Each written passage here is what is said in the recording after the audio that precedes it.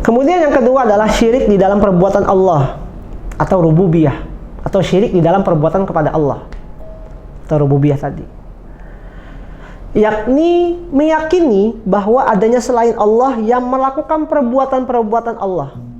Jadi maksudnya adalah meyakini bahwa ada sesuatu hal lain yang melakukan perbuatan-perbuatan yang biasanya Allah lakukan, atau menyamakan makhluk dengan Allah dalam hal-hal yang merupakan kekhususan rububiyahnya atau kekuasaan Allah sebagai Tuhan yang berhak disembah, dan tidak ada satupun yang berhak disembah kecuali Allah Ta'ala. Misalnya mempercayai adanya sang pencipta selain Allah, adanya yang memberikan rizki, menurunkan hujan, mengatur alam semesta itu selain Allah Ta'ala. Syirik jenis ini umumnya sedikit, karena kaum kafir Quraisy yang diperangi oleh Rasulullah pun meyakini tauhid jenis ini. Sebagaimana Allah Ta'ala berfirman, A'udzu billahi minasyaitonir rajim, Qul may yarzuqukum minas sama'i wal ard. Katakanlah wahai Muhammad, siapakah yang memberi kalian rizki dari langit dan di bumi? Amman yamlikus sam'a wal absara wa may yukhrijul hayya minal mayyit wa yukhrijul mayyita minal hayy. Siapakah yang menguasai pendengaran dan penglihatan, kata Allah. Wa may yukhrijul hayya minal mayyit wa yukhrijul hayya wa yukhrijul mayyita minal hayy. Dan siapakah, kata Allah, yang mengeluarkan yang hidup dari yang mati dan juga mengeluarkan yang mati dari yang hidup. Wa may yudabbirul amra fasayaquluna lillah afala tattaqun, kata Allah. Dan siapakah yang mengatur segala urusan, kata Allah.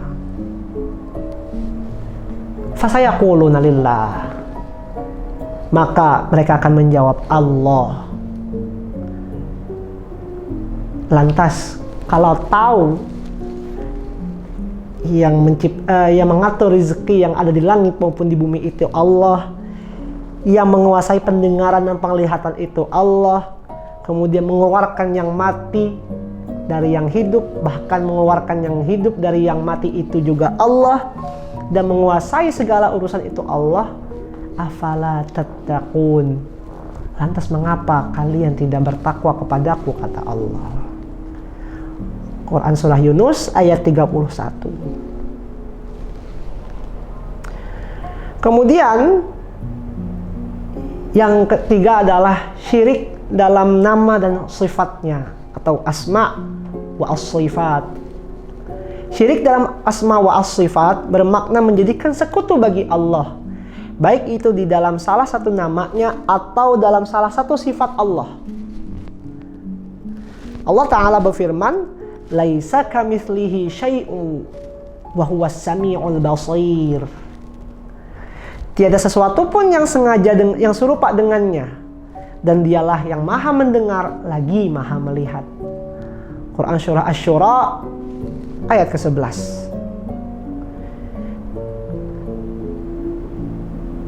Nah, yang sering kali banyak terjadi di kalangan kita, lingkungan kita ataupun masyarakat kita adalah banyak yang salah kaprah tentang masalah syirik.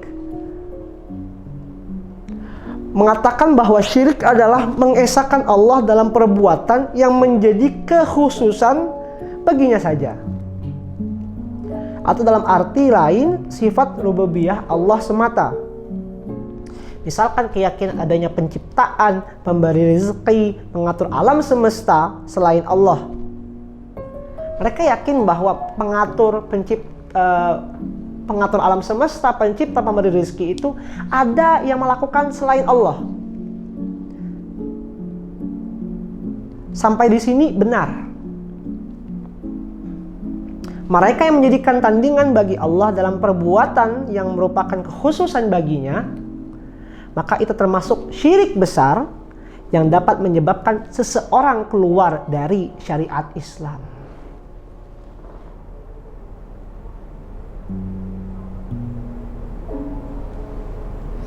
Jadi hati-hati ketika kita meyakini bahwa ada hal atau sesuatu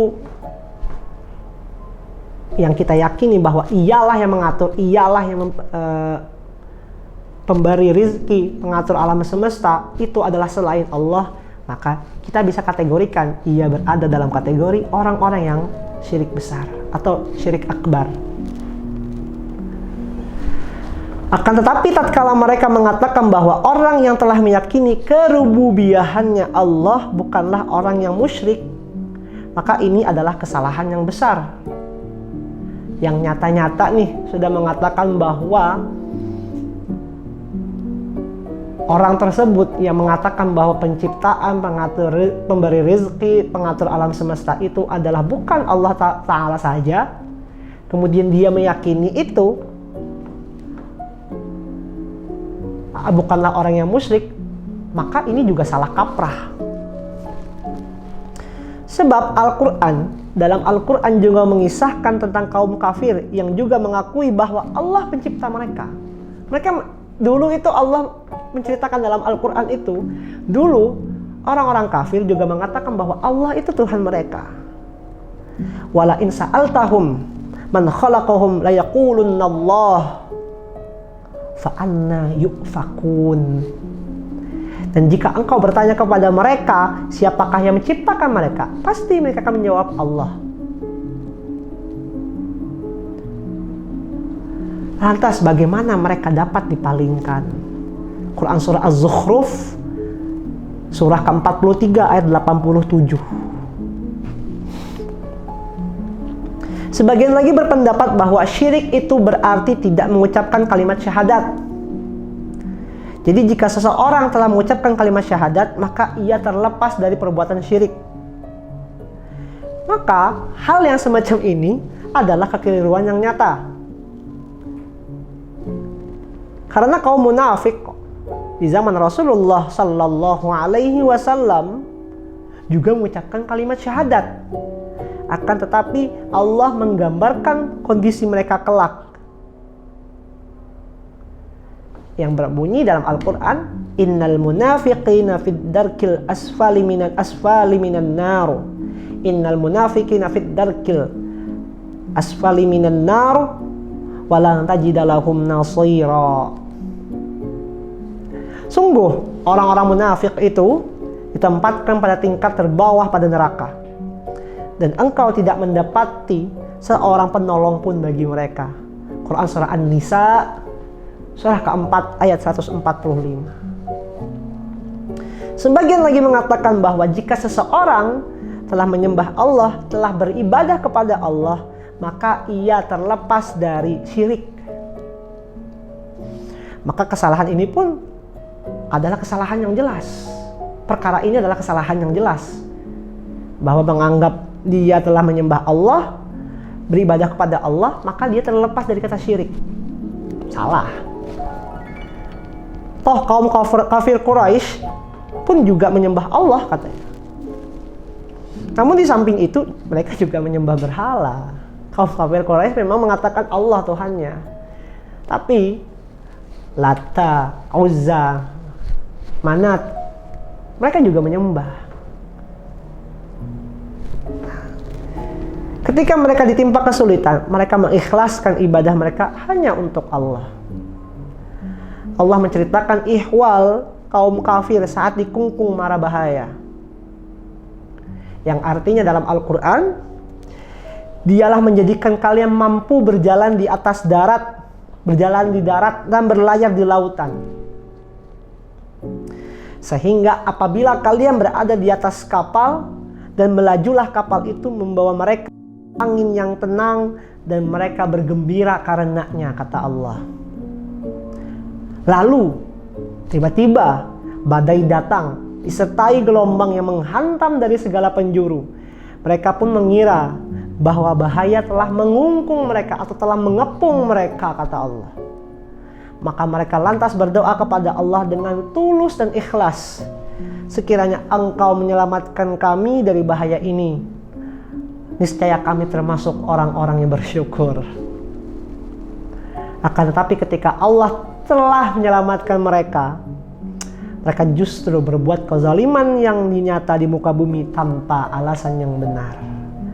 Quran surah Yunus surah ke-10 ayat 22 sampai 23.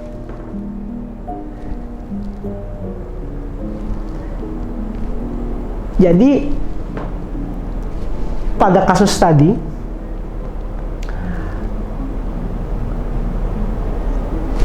kaum kafir yang menyembah Allah tapi juga dia masih menyembah berhala, ketika dia baru ditimpa musibah, ditimpa suatu kemalangan, baru dia dengan ikhlas dan tulus berdoa kepada Allah. Sekiranya Engkau menyelamatkan kami, sekiranya Engkau ya Allah membantu kami, sekiranya Engkau wahai Allah yang mengangkat masalah ini dari kami, tentulah kami akan menjadi orang-orang yang bersyukur, kata orang-orang kafir pada saat itu.